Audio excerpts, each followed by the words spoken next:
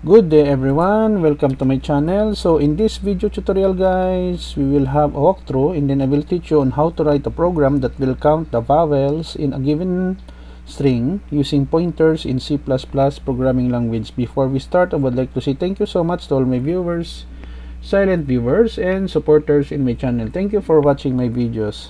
If you are new with my channel and then you like this video, please hit the like button. Don't forget to share and please support my channel guys by clicking the subscribe button. So let's begin. I will put a link in the video description where you can download the complete source code of our tutorial video for today for free in my two websites. You may click the notification bell button so that you will be notified with my newly uploaded video.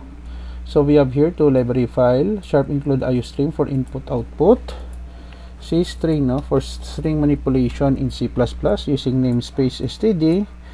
Int main, it is the starting point and ending point in our C++ program. So basically when we compile our program, the compiler will search and execute this function. We have here left curly bracket and then char str1 programmer, and then we have here the vowels a, I, o, u, small letters in capital letters of a, I, o, u.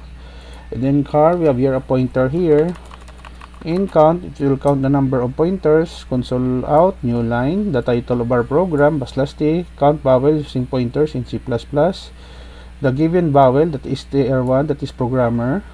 And then using pointer string per key, comparing this one, string 1 and 2 while pointer not null, so it is not empty, begin, count, increment, and then it will display the list of characters, and then pointer again here, string p break, so it will add the strings, and then new line, and then it will display the total number of vowels with the variable count, and then we close the main function of our program.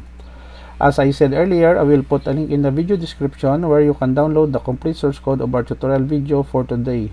For the word programmer, we have O, A, and E. So we have three O, A, E vowels. So let us go with our online compiler. In this case, I'm using online GDB. Let's run our program by clicking the run button. So we have here count vowels using pointers in C++. The given vowel programmer, we have O, A, E. Total number of vowels is 3. When I change the string, let's say I will have, let us stop first. Okay, it is already stopped. Let's say we have here star. When I click the run button, we have only one vowel in the word star, that is 1.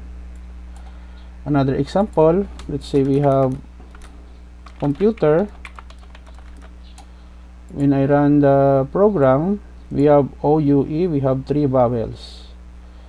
Okay guys, so this is the end of our tutorial video on how to count vowels using pointers in C++ programming language. Thank you so much guys for watching. I hope that you have learned something new in this tutorial video.